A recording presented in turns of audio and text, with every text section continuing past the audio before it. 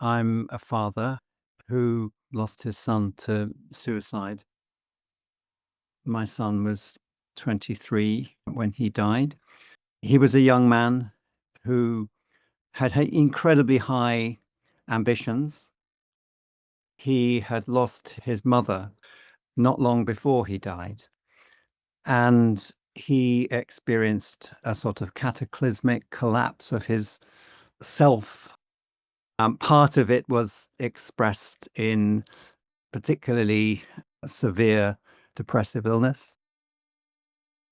When we went to identify him, I remember experiencing the sense that the world had fundamentally changed. The enormity of how a personal experience can somehow suck up the entire world, maybe even the universe. There were two questions I had in my mind, and they gradually sort of became more separate. One was, why did my son die? Why did he kill himself? And the other was, why wasn't he stopped? And the one about why wasn't he stopped was the one that I could place myself in. But that didn't touch the other question, which was why he killed himself and who was responsible. Did the person I love choose to die? Was it a choice? What was going on? And I think these are questions that are so prominent, and they're different from the questions of why wasn't this person stopped? And of course, the big difficulty is to allow my son to be responsible for his own death. There was a murder, and he was a murderer of himself.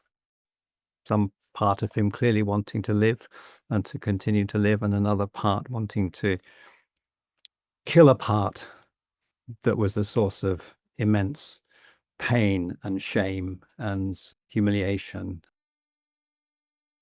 It's taken more than a decade for me to think carefully about that and his actions.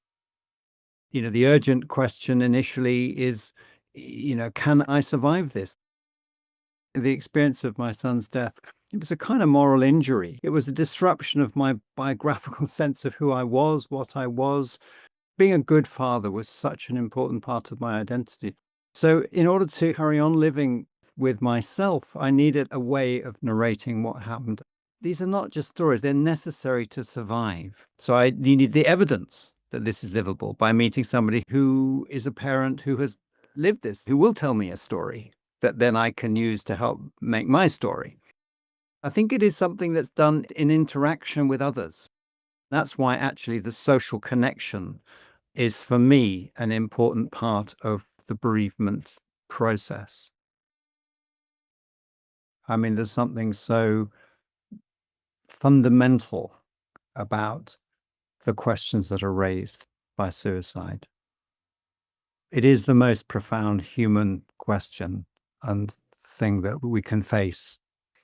Behind everything is this impossible but deeply serious and profound question: living or not living.